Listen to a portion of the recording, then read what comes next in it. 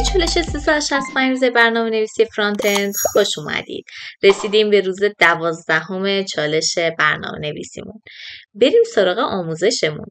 توی این قسمت میخوایم در مورد بوردرز ها صحبت کنیم. یعنی چی؟ یعنی چجوری میتونیم ما با CSS به عناصرمون حاشیه بدیم و به این حاشیه های استایل خیلی قشنگ بدیم. ما برای اینکه بخوایم به هر المنتی که توی سند HTML مون داریم حاشیه بدیم، از یک پروپرتی به اسم بوردر استفاده میکنیم. توی این صفحه از W3 اسکول اومده فقط بوردر استایل رو به ما معرفی کرده، اما من میرم داخل رفرنس خود W3 اسکول که با پروپرتی بوردر به صورت کامل آشنا بشیم. خب ما برای اینکه بخوایم یک حاشیه به یک المنت بدیم، اگر نخوایم به صورت شورت هند بنویسیم و بخوایم به صورت تک خطی بنویسیم، باید یک سری از ویژگی ها رو براش دونه دونه معرفی کنیم. اولین چیزی که ما نیاز داریم این که بگیم ضخامت این حاشیه‌ای که ما برای اون المنتمون میخوایم استفاده کنیم چقدر باشه. برای این مورد از پروپرتی border width استفاده میکنیم و ولیوش رو میتونیم مساوی با مثلا 1 پیکسل، 2 پیکسل، 3 پیکسل ها را هر چقدر که نیاز دارید اونقدر قرار بدید. پس این border width میاد ضخامت حاشیه یک المنت رو مشخص میکنه. border style میاد استایل اون حاشیه رو مشخص میکنه که آیا یه خط ساده باشه، دوندون باشه، گرد باشه، دش باشه یا چجوری باشه. میریم حالا دونه دونه اینا رو امتحان میکنیم. یا مثلا یه پروپرتی دیگه هم هست به اسم border color که میاد رنگ اون حاشیه رو مشخص میکنه که اون حاشیه چه رنگی باشه. حالا یادتونه ما بهتون توی بک‌گراند گفته بودم که به صورت شورت هند نوشتیم. بوردر هم همین جوریه. ما میتونیم به صورت شورت هند این چند تا خط رو توی یه خط بیاریم. فقط کافیه که کلمه کلیدی بوردر رو بذاریم بدون هیچ پسوندی، 2 نقطه رو جلوش بذاریم و دونه دونه هر کدوم از این پروپرتی ها رو فقط مقدارش رو وارد کنیم. حالا ما تو جلسه قبلی اومدیم یه دیو ساختیم، توش یه عکس، 2 تا عکس اینا انداختیم و همچین المنتی ساختیم. حالا من میخوام برم تو سندمون، بریم تو قسمت CSS مون. این دیومون رو میخوام چیکار کنم؟ میخوام بهش یه بوردر بدم. خب بذارید یکم از بالا یه مارجین بدم بیاد پایین، مثلا مارجین تاپ. خب مثلا 200 پیکسل، یکم 200 پیکسل بیاد پایین. خب بیایم اینجا. ما میتونیم گفتم از border width استفاده کنم، بیام ضخامت اون حاشیه رو بهش بگم که چقدر باشه، مثلا 2 پیکسل باشه یا هر چند تا دیگه. بذاریم حالا مارجینش یه لحظه بذارید من از هر طرف بدم که از هر طرف به سمت داخل فاصله پیدا کنه. اگه border width بزنم میشه 2 پیکسل. border استایل بذاریم اینجا هم بیام پایین انتخابش کنم.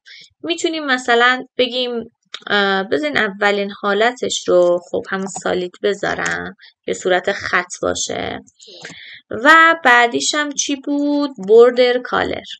خب border color مثلا رنگش رو بذاریم رد. سیو بزنم، بریم تو سندمون نگاه کنید. الان این دیوی که ما ساخته بودیم اومد یه حاشیه قرمز به اندازه 2 پیکسل با استایل سالید اومد بهش داد. حالا من میام این ویتش رو زیاد میکنم، میذارم 15 پیکسل و این رو از سالید به مثلا دشت تغییر میدم، سیو میزنم. میایم تو سندمون نگاه کنید، اومد ما حاشیه‌مون رو به صورت قرمز تیکه در آورد. این توصیه که میبینید به خاطر بک‌گراند کالریه که توی دیومون داده بودیم. حالا اگر من این رو بخوام حذفش کنم اون حالت توصی از بین میره. نگاه کنید حالت توصیش از بین رفت. حالا مدل‌های مختلف بوردر استایل رو میتونید بیاید امتحان کنید ببینید چه شکلی میشه. حالا ما همه اینا رو میتونیم مثلا بیایم توی یه خط بنویسیم. خب فقط یه دونه بنویسیم بوردر. خب مثلا من مینویسم که سایزش بشه 10 پیکسل، داتد باشه و مثلا چه رنگی بگیم باشه، همون بلک بگیم باشه، بگیم مشکی باشه. سمیکالونش رو هم میذاریم یادتون نره، سیو میزنیم. میایم اینجا نگاه کنید تغییر پیدا کرد، 10 پیکسل شد حاشیه‌اش دوندونی و اینکه مدلش هم گفتیم دیگه داتت هستش. حالا شاید ما بخوایم که این حاشیه فقط بالاش باشه، یعنی فقط بخوایم حاشیه بالاش داشته باشیم، نمیخوایم بقیه المنتمون این حاشیه رو داشته باشه، مشکلی نداره. ما به راحتی اینجا یه سری پروپرتی گذاشتن که ما بتونیم از این استفاده کنیم. مثلا بگیم آقا بوردر یه دش میذاریم، حالا میگیم تاپ باشه، باتم باشه، لفت باشه، رایت باشه، کدوم سمتش باشه. مثلا من بوردر باتمش رو نمیخوام، به خاطر همین میتونم از کلمه نان استفاده کنم، یعنی حاشیه پایینش رو کلا برای من حذف کن. خب بیایم اینجا نگاه کنید، حاشیه پایینش کلا حذف شد. یا نه من نمیخوام حذف بشه، من میخوام این سایزش بزرگ بشه، مثلا بشه 50 پیکسل. سیو میزنیم، میایم اینجا یه رفرش میکنیم. چرا اعمال نشد؟ خب بچه ها دلیلی که اعمال نشد این بود که ما فقط اومدیم عرض این حاشیه رو بهش دادیم، بقیه اطلاعاتی که نیاز بود رو وارد نکردیم. پس مثلا فکر کنید من میخوام بگم این بوردر باتمش 50 پیکسل باشه، نوعش دوباره همین داتد باشه و رنگش هم مثلا رد باشه.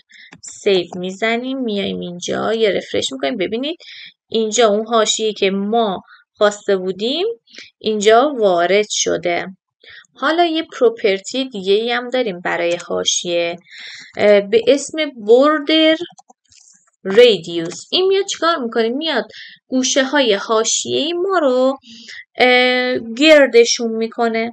مثلا چی؟ بذارید من اینو خب از اینجا حذفش کنم، اینم بذارم سالید، خب که قشنگ متوجه بشیم. من بگم آقا میخوام حاشیه های این المنتمو به اندازه مثلا 25% یا 200 پیکسل یا هر چقدر که مد نظرتون هست این گردش کنه. میایم اینجا ببینید حاشیه اون المنتمون اومد چی شد؟ اومد گرد شدش. حالا بذارید من یه لحظه اینم تغییر بدم، خیلی حجمش بزرگه، بذاریم 500 پیکسل. اینم بوردر رادیوسمون رو من مثلا میذارم 50 پیکسل. خب سیو میزنم، میام تو سندمون نگاه کنید، الان بوردر رادیوسش رو بهتر بخواید حسش کنید که چه زیبایی به اون المنتمون میده. دو تا پروپرتی دیگه هم در مورد بوردر هست که باید من براتون یه دونه تیبل بسازم. یادتونه که یه جدول ساخته بودیم توی HTML، من براتون یه تیبل بسازم روی اون توضیح بدم که بهتر متوجه بشین. خب من الان یه دونه تیبل ساختم که 3 تا ردیف داره، یه تیش داره، 2 تا ردیف هم زیر مجموعه خودش داره. اما این تیبلی که الان ما ساختیم بریم تو مرورگرمون هیچ بوردرینا نداره. ما از طریق این پروپرتی میتونیم به این تیبلمون چیکار کنیم؟ بوردر بدیم. بریم توی استایل شیتمون، من اینا رو حذفش کنم، بیام تیبلمون رو و تی آرمون رو و تی دی و تی اچمون رو انتخاب کنم. خب بیام بهش چی بدم؟ بیام بهش بوردر بدم، بنویسم بوردرت 1 پیکسل باشه و سالید باشه و رنگشم دیشو یادم رفت بذارم و رنگشم بلک باشه. سیو بزنیم، بریم توی سندمون نگاه کنید، الان برای تیبلمون چیکار کرده؟ اومده بوردر ساخته. حالا موردی که میخواستم براتون توضیح بدم، پروپرتی های بوردر کلپس و بوردر اسپیسینگ هستش.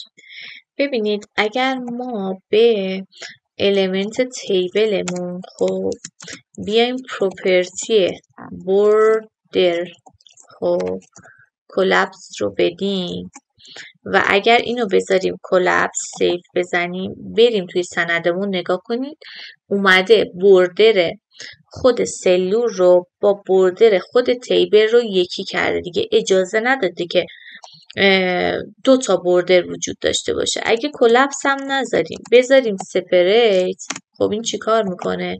اجازه میده که همین بوردرها از همدیگه جدا باشه، یعنی خود بوردر سلول و بوردر تیبل از همدیگه جدا باشه. حالا یه پروپرتی دیگه هم داریم به اسم بوردر اسپیسینگ. این میاد چیکار میکنه؟ میاد بین حاشیه های خود تیبل و سلول فاصله ایجاد میکنه. فقط باید نکته‌ای که توی این مورد باید توجه داشته باشید اینه که حتما باید بوردر کلپستون تو حالت سپریت باشه که این کد اعمال بشه. مثلا من میگم دور تا دور سلول 10 پیکسل فضا اضافه بشه.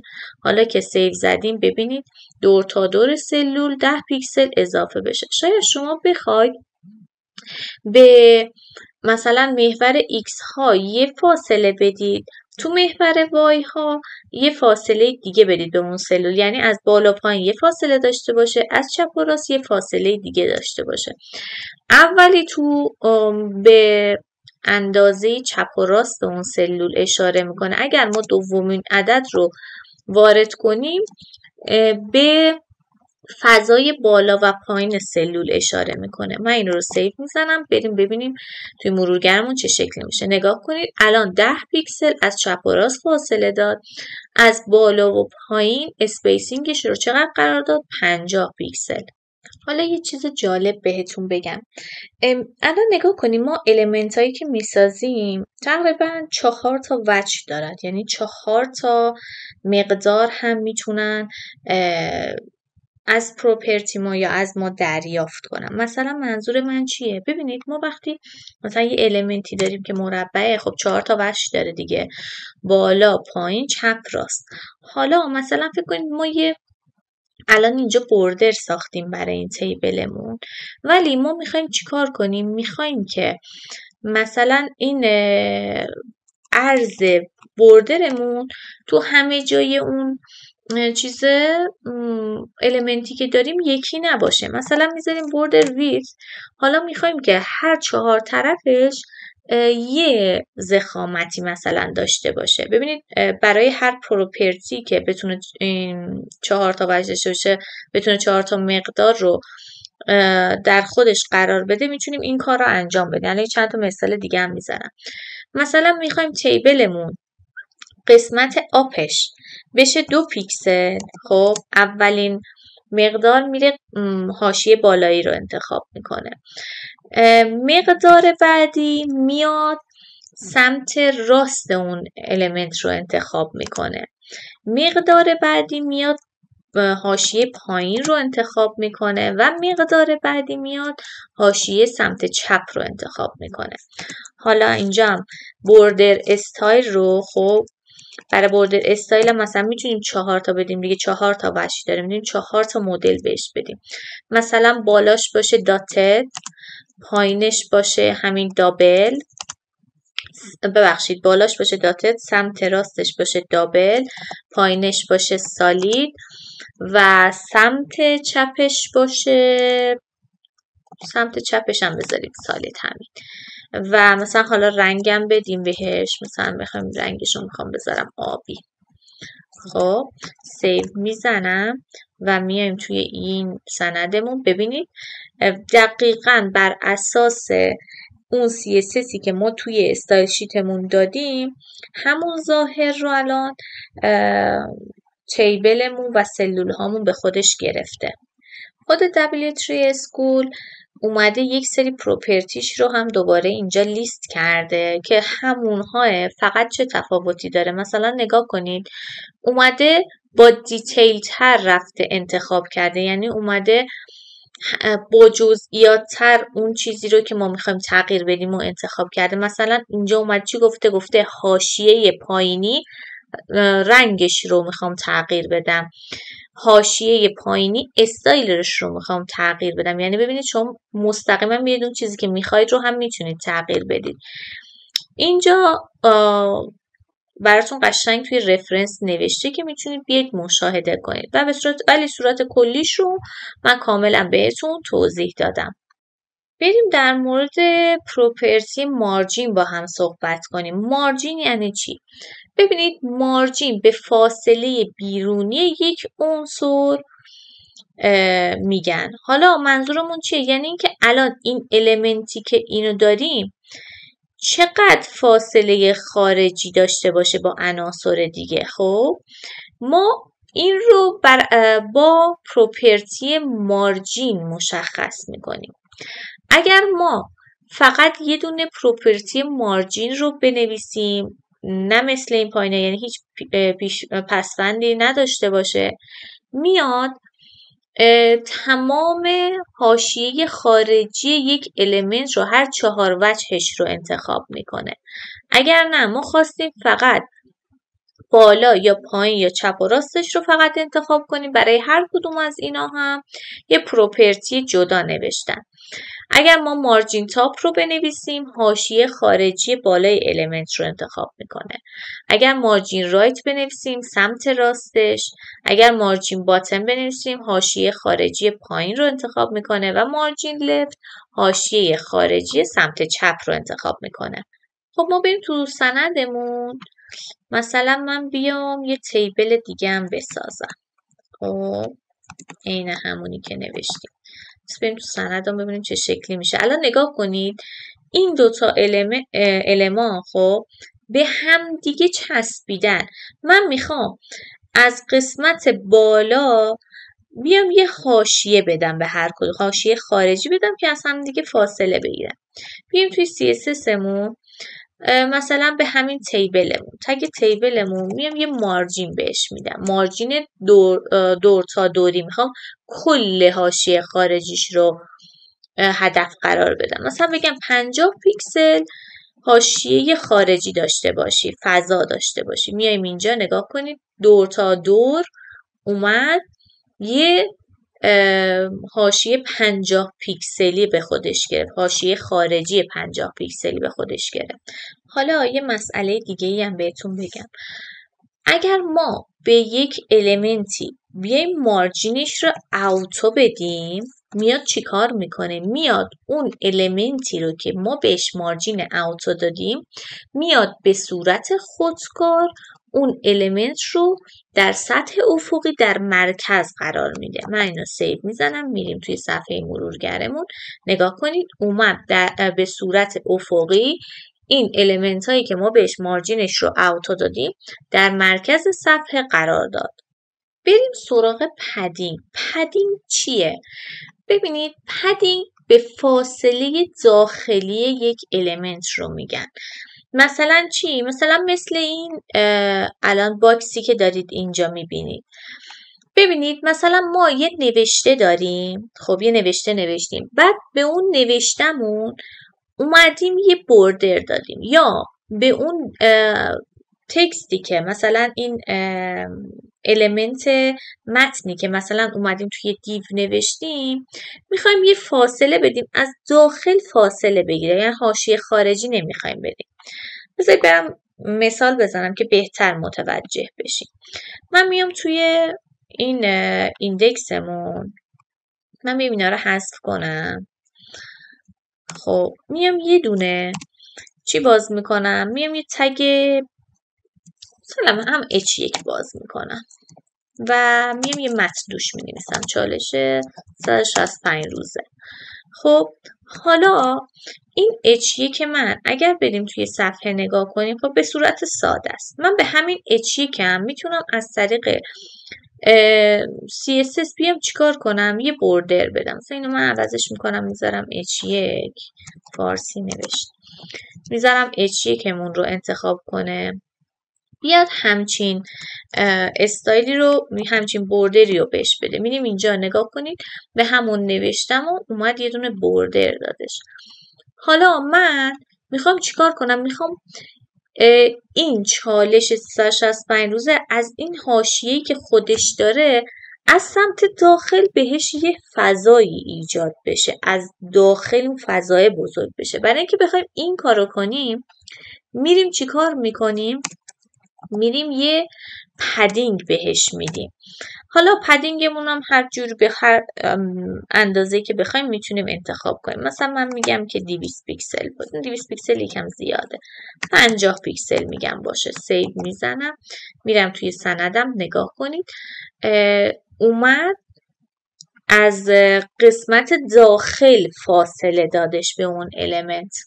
حالا این پدینگ میتونه هم به صورت سرتاسری یه مقدار بگیره و همین که میتونید یک قسمت خاصی رو مورد هدف قرار بدید. مثلا بنویسید پدینگ لفت، پدینگ تاپ، پدینگ رایت. خب هر کدوم از قسمت ها رو هم میتونید انتخاب کنید. حتی با خود همین پدینگ هم میتونید دوباره 4 تا مقدار بدید. بهتون گفتم دیگه 4 تا وجه داره.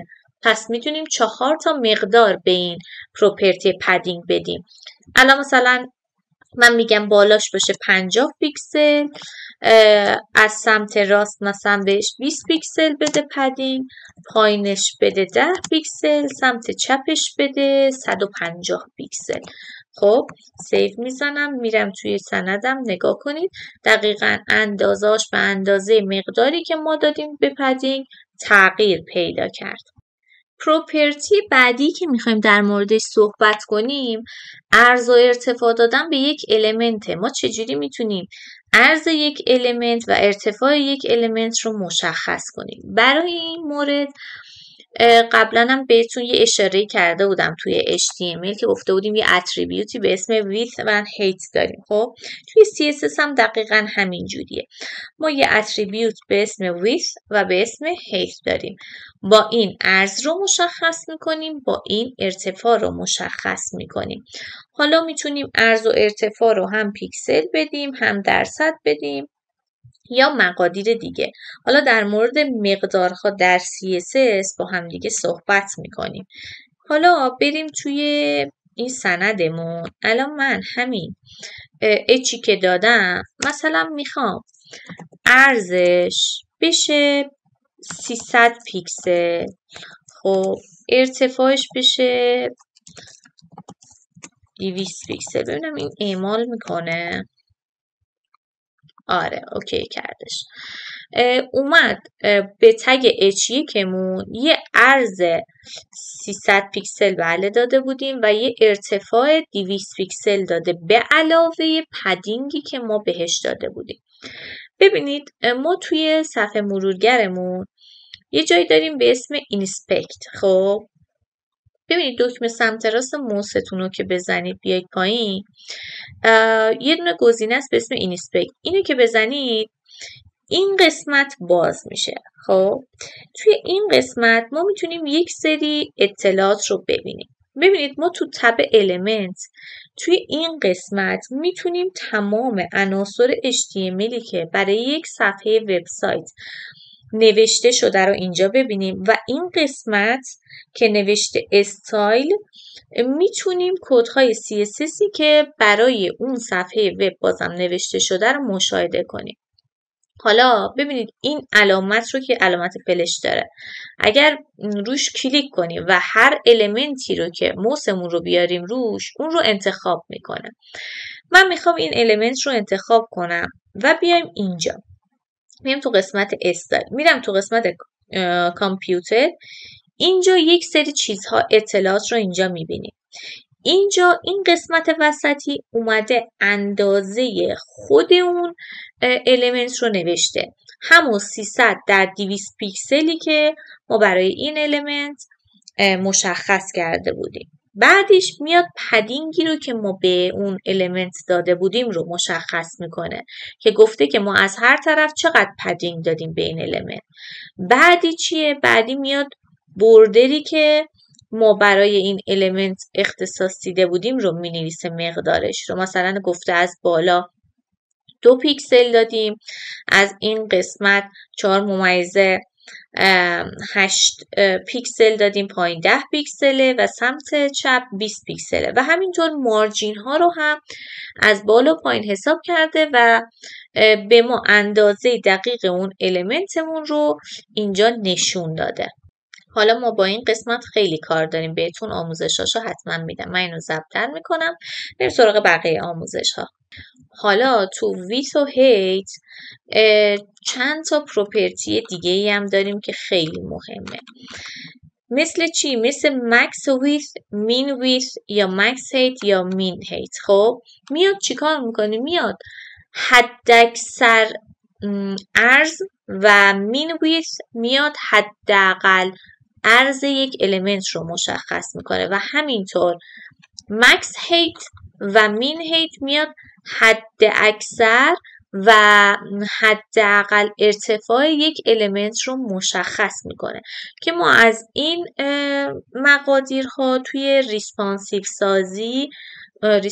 سازی سایت ها خیلی استفاده میکنیم. شاید با اصطلاح ریسپانسیو آشنا نباشید.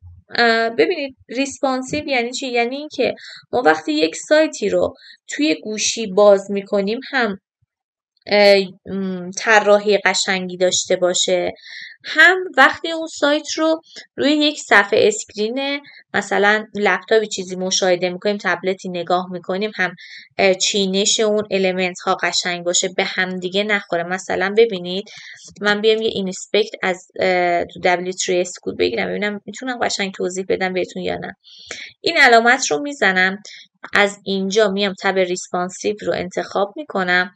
ببینید الان W3 School حالت ریسپانسیو داره. ببینید اگر الان اندازه این صفحه نمایشگری که ما انتخاب کردیم 541 پیکسله، سایت W3 School توی سایز 541 پیکسل این شکلی نمایش میده خودش رو. اگر ما صفحه رو کوچیک‌تر کنیم این شکلی میشه، اگر صفحه رو بزرگتر کنیم، اگر نگاه کنیم برای هر سایزی این وبسایت اندازه است و به هم ریختگی توش ما مشاهده نمی کنیم و به راحتی میتونیم به اطلاعاتش دسترسی داشته باشیم.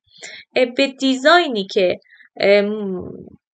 اجازه بده که کاربر به اطلاعات به درستی دست پیدا کنه و به هم ریختگی نداشته باشه بهش میگن این وبسایت ریسپانسیو هستش. امیدوارم که از این جلسه هم لذت کافی رو برده باشید. اگر سوالی دارید حتما برامون کامنت کنید، کانالمون رو هم سابسکرایب کنید، زنگولش رو روشن کنید که وقتی ما چالش رو میذاریم حتما خبردار بشید و همینطور این کانال رو به بقیه دوستانتون را هم معرفی کنید تا اونا هم توی این چالش شرکت کنن و بتونن استفاده کافی رو ببرن.